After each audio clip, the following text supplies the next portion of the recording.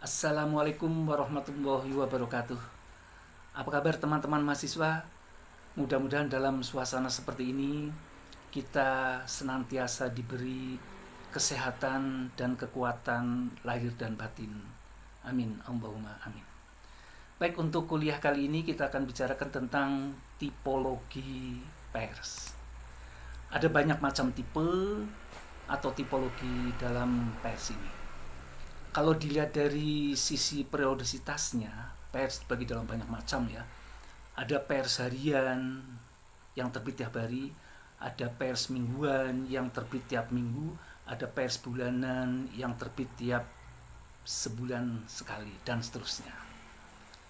Yang kedua, kalau dilihat dari menurut konsumennya, ada tiga, yaitu quality newspaper, yaitu pers yang diperuntukkan bagi kalangan tertentu, yaitu kalangan intelektual.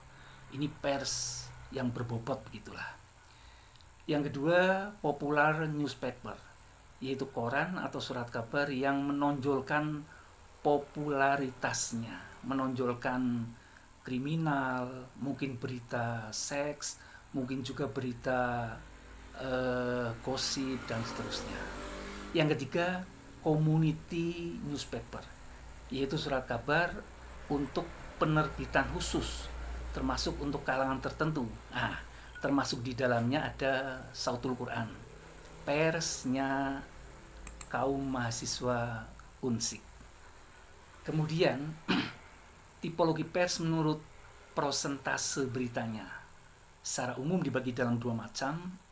Yang pertama, pers nasional atau pers metropolitan, dengan ciri-ciri ya beritanya berbobot nasional, lebih banyak, ada 50%. 25% beritanya internasional, kemudian 25 beritanya lokal. Kemudian yang kedua, pers daerah, dengan ciri-ciri 50% beritanya berbobot daerah, seperti misalnya Wonosobo Express. Itu kan beritanya isinya Wonosobo aja, lebih banyak. Ada 25% beritanya nasional maupun 25% beritanya berbobot internasional.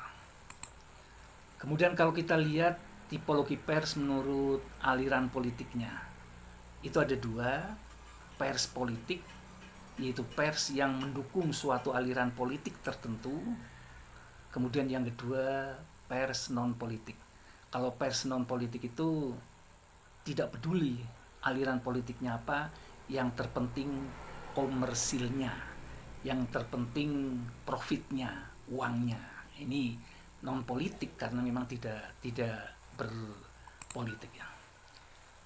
Kemudian ada lagi kalau kita lihat secara aliran politik itu ya, ada pers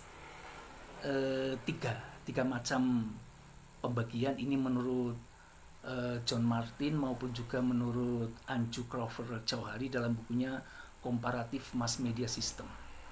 Dia membagi ada tiga. Yang pertama, pers barat, itu pers yang berlangsung di negara-negara barat yang tentu saja menganut sistem liberal, bebas.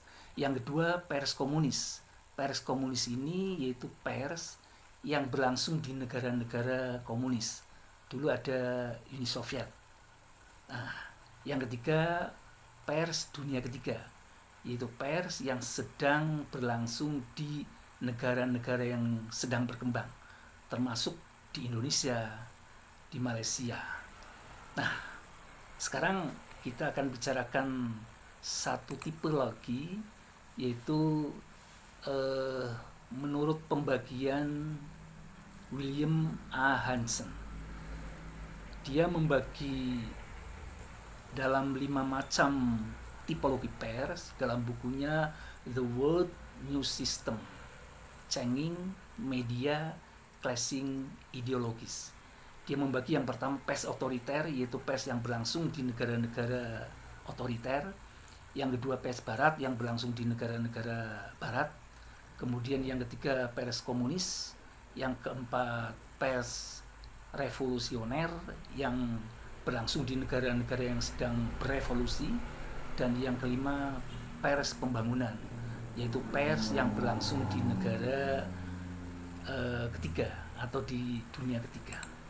Nah, yang terakhir ini yang sangat terkenal, 4 teori aliran politik pers yang ditulis oleh Fred S. Sibbard, Theodore Peterson, dan Wilbur Schramm dalam bukunya Four Theories of the Press. Dia membagi pers di dunia ini dalam 4 macam.